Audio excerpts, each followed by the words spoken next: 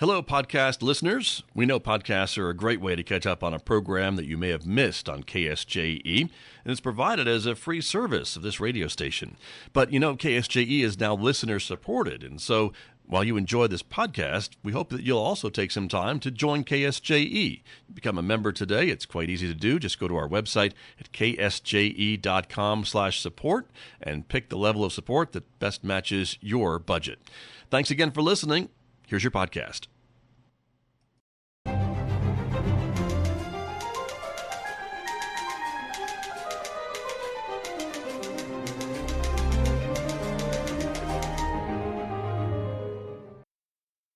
Welcome back to Right on Four Corners. I'm your host, DelSheree Gladden. I'm a USA Today bestselling author of over 30 published novels and a 9th grade English teacher. And on this week's episode, I'm really excited to have Utah-based author Stacie Shannon Denetsosie, and we're going to be talking about her recent collection of short stories, The Missing Morningstar. Stacie, go ahead and introduce yourself. Hi, my name's Stacie Denetsosie, and I am Navajo Dene. My clan is Totochini, which is the Betterwater clan, so if I have any relatives out there, hey. Wonderful. Thank you so much for taking the time. This was one of the books that when I reached out to Torrey House Press, they recommended right off the bat. They're like, we'd really love you to read this one and talk to Stacie, because this is actually one of their newest releases, and you'll be coming through the Farmington area on your book tour soon. Yes. Wonderful. So we'll get into that. Don't let me forget to give out the details of the tour stops at the end to make sure people can come meet you and ask any questions and pick up copies of the book. I think especially this area being right here in the area of where a lot of these stories are taking place, a lot of people from the Four Corners are going to be familiar with Kayenta and a lot of the areas that you mentioned. And one of the things that I really just loved about the stories is just how honest and real they are. There's a ton I want to talk to you about, so we'll take it one step at a time. I really enjoyed reading this, and I'm excited to talk about it. So, Stacie, let's jump in. Where did the inspiration for these short stories come from? Did you set out to write a collection of short stories, or did these get written at various times and then were put into a collection later on? My master's program at Utah State University, and then I wrote the rest of it at the Institute of American Indian Arts, and I graduated from there in 2021. And when it was time to get this book out there, I just combined this is essentially a body of all of my living work right now. So it was really exciting when Torrey House was enthusiastic to publish it, because I'd been told by mentors that short story collections are usually really hard to publish. And so I'm glad that they took a chance on me. That is neat, because short stories, poetry, they can be challenging to shop to publishers and agents and get their interest. They traditionally in the past haven't always been, the most sought after, but I think that is changing in publishing. Partly reader attention spans are shorter. With social media, I think we're getting into that. People want, short things that they can sit down and participate in for a little while and then move on to the next thing. And that's an interesting thing with poetry and short stories, is that you can just kind of take it a chunk at a time when you have a few moments in your life to actually sit down and read and invest in something like that. I hope that is a trend that we'll see, is a little bit more interest in short stories and poetry, because I think they're both a really fascinating medium that doesn't get a lot of credit sometimes. Yeah. I do want to talk about a few specific stories, but in general, tell our readers a little bit about The Missing Morningstar and other stories, and just kind of some of the themes that you dive into and the overall concept of the collection, so they can have an idea of what we're going to talk about. Yeah. My book confronts the long-reaching effects of settler colonialism on the Native lives of the characters in the book, and all of the stories are really slice of life, very gritty, transitive in between spaces, traveling home, what the meaning of home is, and that was kind of what I was going for. Is I really wanted readers to come to it and see the stories as symptomatic of a larger structure, and that is settler colonialism, which set out to eliminate and erase Native peoples in North America. And a lot of my characters' lives and the things that they deal with are really challenging, or so I'm told. Like, these stories are really heavy. But for me, they're just stories. They're things that I grew up with, or understandings that I have about the world. So when you look at these characters' lives, I don't really want people to make value judgments on what these characters are doing or the decisions that they're making, because that exists in a context. And that's what I mean by symptomatic. They might not have access to running water, or there might be issues with addiction, or young people being promiscuous and that sort of thing. And that's symptomatic of this larger structure that removed our traditional beliefs and values and replaced them with something that isn't as solid for us. I love that explanation. Thank you. I wanted to touch on a couple things that you said. First, you say that the stories are heavy, and I would agree with that. In the topics that are being discussed, a lot of times there is some really heavy emotions that are attached with what's going on in some of these characters' lives. But I also, it's not like a sad or depressing book. I don't want people to take that away. There are hard topics. It's hard things to discuss. I mean, there's alcoholism and addiction and abuse and different things that the characters face. But really overall, there is still a beauty and a hopefulness to a lot of your stories. These characters working through some of what they're going through and making those attempts to understand and adjust and come to a way of living in their world, even though things have gotten more complicated. Yeah, I was trying to think of just the right words. Yeah, because it's so challenging to have a huge part of who an individual is on that level of the individual. I mean, you think this happens in a lot of ways, to have some part of who you are, who you see yourself as, taken away. And then you try to rebuild that, and it takes a long time, and it's a hard process to go through. And you're writing about this happening on a cultural level over hundreds of years, and how complex and difficult that is. There aren't easy answers or fixes, but your characters aren't giving up. They keep trying. They're working through a lot of the heaviness that you talk about. And I found that to be a really beautiful aspect of the stories, is that it wasn't just the dark side of things, that it was inspirational in a lot of ways as well. Yeah, I've referred to this collection as a documentation of my resistance. And part of the reason why I refer to it that way is that I am kind of pushing against this understanding of Indigenous people, and then also this assumption that whatever values we had in place before were not good. And so in a lot of my stories, you'll see my characters turning to their mothers or their grandparents or their traditions as a way to kind of hit that sweet spot, that catharsis in the story, so that they can move on. And that's something that I really wanted to put in there, because oftentimes we're living away from home, and returning is a very difficult thing. But that's the one way that you can stand in the way of settler colonialism, is you don't leave home, or you return home. And that's kind of what I wanted my book to embody. I think one of the stories that I think really says that really well and really captures what you're just saying is the story, The Casket in the Back Seat. I was really struck by that one.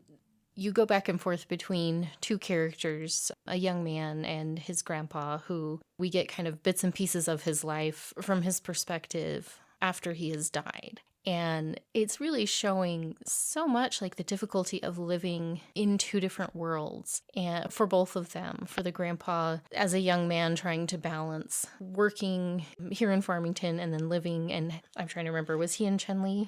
I would have to look back and check. He's living. I wrote it. But he's living, in his traditional world, and then working and living in kind of the more modern world, and struggling with striking that balance. And he kind of ends up separating the two and living two different lives. And then we see how that affects his family and the later generations. And then I loved the structure of it, going back and forth between the two characters and seeing both of them kind of uncovering the story of their lives. I don't want to give the whole thing away, but just kind of those realizations that they come to as they work through that and have this spiritual experience that the young boy is not expecting and is a bit startled by. But it helps provide him with some understanding of how his life progressed based on, everything that had happened before him and how cyclical that is. Our decisions affect our lives, but that keeps moving forward. And it's this chain that a lot of the characters in your other stories as well, you see them working through that generational challenge of growth and adjustment and trying to find a way in this world that has changed so drastically from what their ancestors lived. One of the other ones, you have a story in there, Wool Dolls. And this one was actually set in a little bit of a different area. It's up in Idaho. And this one really struck me as well. I grew up in the Mormon faith. I no longer am a part of that. But that comes into this story. It's mentioned in a few other stories as well. There's a historical and complicated connection, to say the least, connection between the Mormon faith, but various religious faiths coming into native lands and then pushing the changes that came into play with those shifts, with taking away so much of what was there, part of the cultural and the spiritual beliefs. And this one was really interesting because you're seeing a young woman in modern times, in today's world, and she's kind of interacting with this faith. And even though she doesn't seem to be maybe fully aware of those connections there, she's seeing it and the impact in her life. And it brought up a lot of interesting themes, and I wanted to ask you about those. But just that mingling of culture and faith and politics and everything that kind of has gotten mixed together within, and not just the Navajo Nation, but this happened across the country, where some of those complex divisions are and how that's changed over time. And I just wanted to, just ask you a little bit more about that and some of those themes that you worked into the stories of those different intersections of culture and religion. Yeah, like I said, I studied at Utah State University, which is based in Logan, Utah, and the school is a predominantly Caucasian institution, and oftentimes I was one of the only people of color in my classroom, and usually the only Native in my classroom. There was this interesting relationship with the LDS Church, kind of butting up against self growing up, and I had a lot of confusion about it. And Wool Dolls is the processing of that. So we have this character, and she meets this Shoshone boy who's LDS, and she's struggling with the fact that her grandmother has passed on, and her mother kind of have a strained relationship. And she wants to become a woman. She wants to behave a way a woman does in her culture. And in my culture, we have a Kinaladah ceremony, which is a coming of age ceremony. And she really wants that done. But after her grandmother passes, like, that knowledge is no longer there. And so she turns to what is there in the media and in the West, like, how does a woman become a woman? And so she goes down these different paths, and she finds that that's not necessarily the way. And in one of those circumstances, she's flirting with the Shoshone boy in her bedroom, and he's kind of dancing around the topic of sex, but she's very much like keyed into it, like, okay, like, all right. But there's this kind of tension between like his guilt and this Native character feeling like they have to be responsible for this individual's guilt, and it's misplaced. So that story, I just really wanted to crack it open. I don't know, it's just such an interesting dynamic that I don't really feel like takes place anywhere else in the country. And then just this sense of Indigenous women, like, we are most often to be missing and murdered. This over-sexualization of Indigenous women in the world. This sexualization of Indigenous women from the Western world, and that's not necessarily what we are, and we are greater than that. And I wanted to include that in the story. And so at the very end, she has a conversation with her mother, and there's this very meaningful, poignant moment that they have. And I think I wanted to capture that, like, womanhood is more than just preparing to be taken by a man or be married. And I wanted my character to kind of exemplify that. And then just in terms of like the predominant religion in Utah, there's a lot of I think there's a lot of tension there between a lot of indigenous people to Utah, and that because it was like that religion was the predominant colonizing factor in the state. And I think that that is not an easily forgotten legacy, and that's something that individuals who are Native and are members of the LDS Church, they have to grapple with, because the history is not it's not easy. It's very complicated and nuanced. Absolutely. Yeah. It's like I said, having grown up in that community, it's very strange, even on the other side, to like grow up being taught a certain version of history that Yeah. really kind of commandeered the Native American history and worked it into this spiritual ideology, and there being like a whole other reality that as a child, like you're not really aware of. And like I can only imagine being on the other side of that. You know, for me, that seemed confusing and strange, and it's hard to wrap my mind around being on the other side where you're taught your cultural history and you're participating in cultural beliefs, and then having this other spiritual identity and history that tries to, and in many instances pushes this alternate version, and trying to sort out the different aspects of culture and spirituality and identity, and all of that coming together. Like, that's a lot for a person, for a community, for a people to try to process and come to an understanding of where they're at now in today, and how to fit those different pieces and parts, whether being a Native American in a religious faith or following cultural practices, but being in today's modern world, which has so many conflicting ideas as well. That is not an easy world to exist in. Yeah, and I think I also just wanted to capture that like ironic kind of instance in which she is having this conversation with her boyfriend about going to the next base, and he places this guilt on her, and it is misplaced, but also there's still this underlying tension of like he wants to, she doesn't, well, she does kind of, but she doesn't feel any guilt about it. It's kind of like, okay, and I think that that's one of the interesting dynamics that I experienced growing up in Logan, is just this weird understanding of like, I am not a white blonde woman. And so there's a sense of like, you are the exception. You are okay to do these things too because of such and such reason. Mm-hmm. And I wanted to infuse that into the story.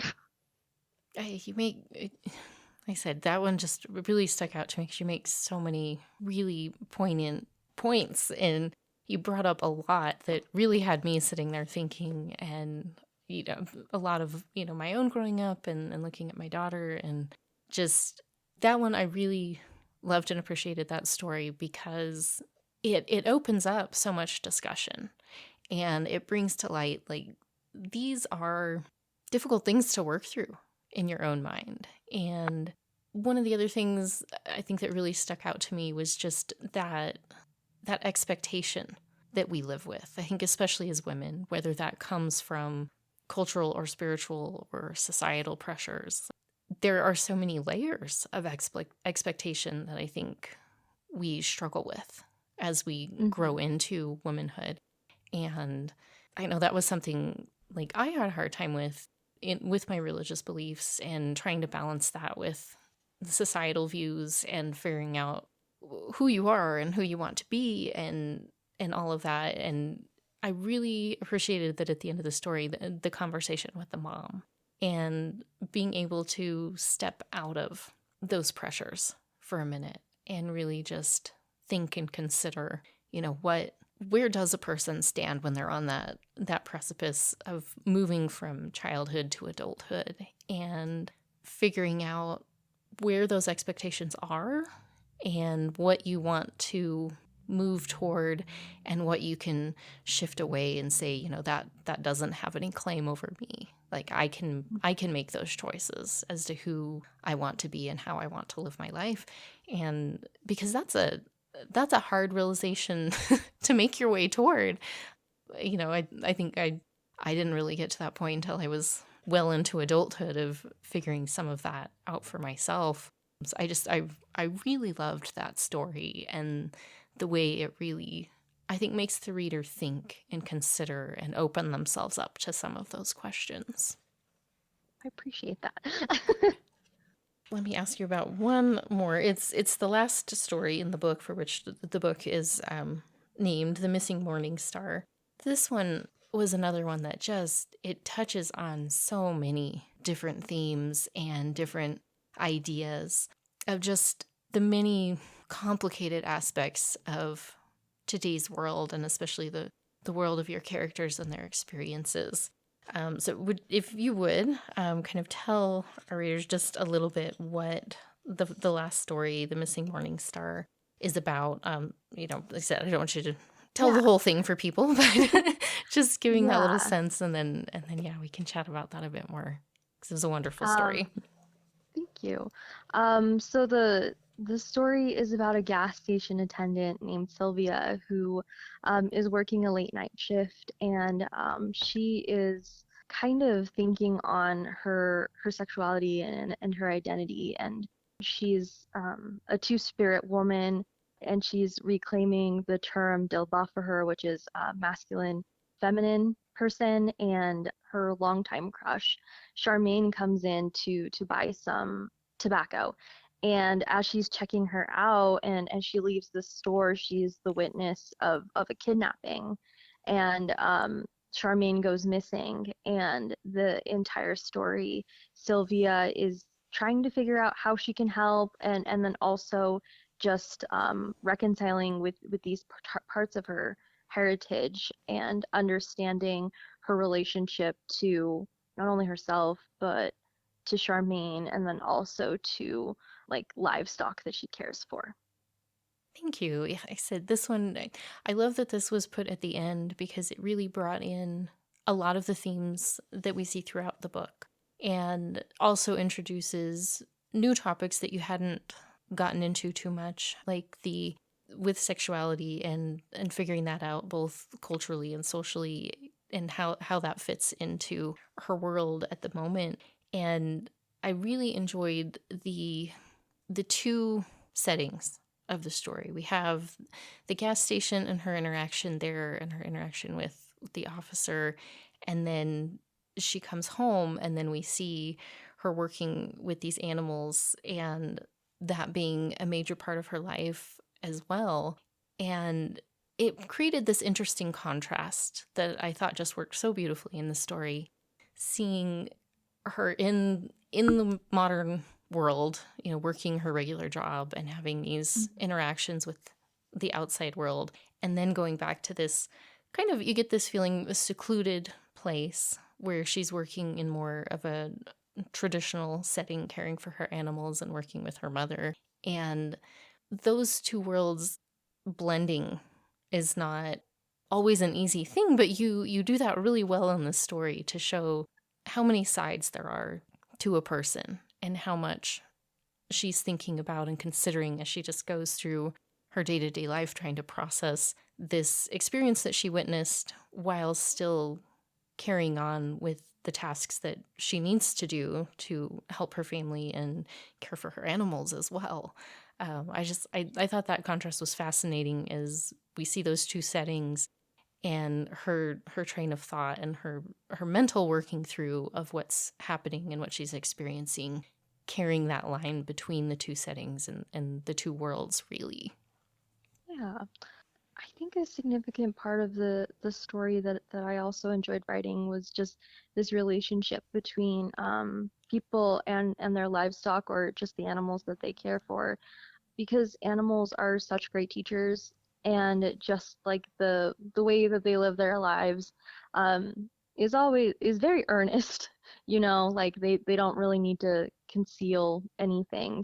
And I just wanted to highlight that through the livestock, and especially the land, that when my characters are kind of lost, they lean into that. They lean into what can the earth reveal about like what they're thinking, what can animals kind of exemplify about this character, or how can their interactions with them kind of show a new pathway.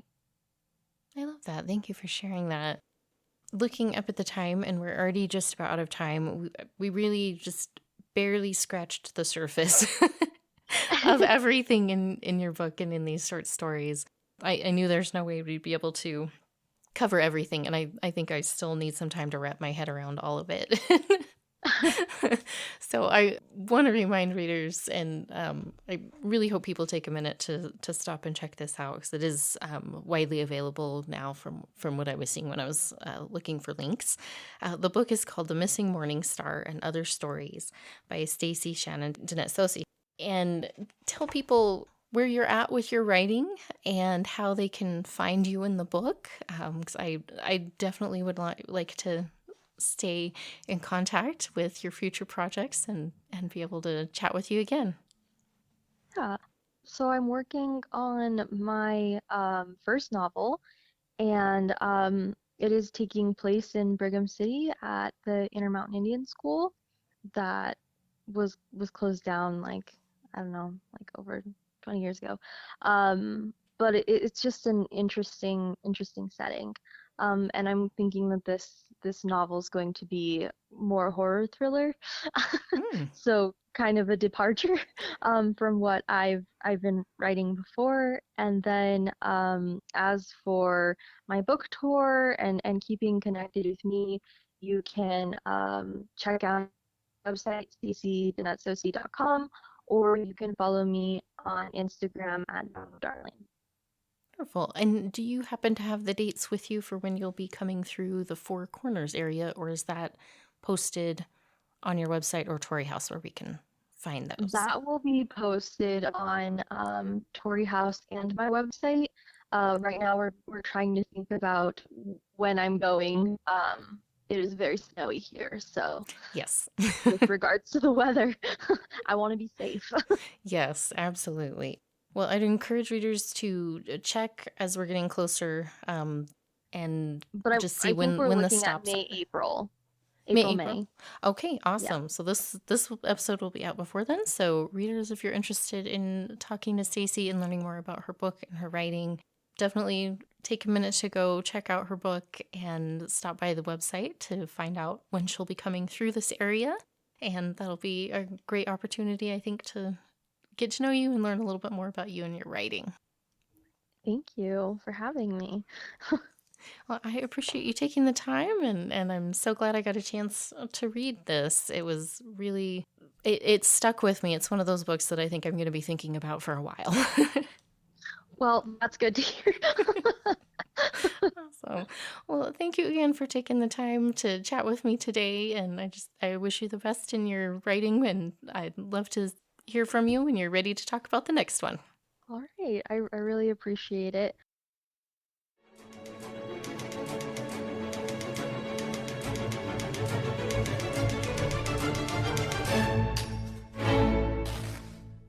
Did you enjoy that podcast? We hope that you did. And if you did, share it with your friends.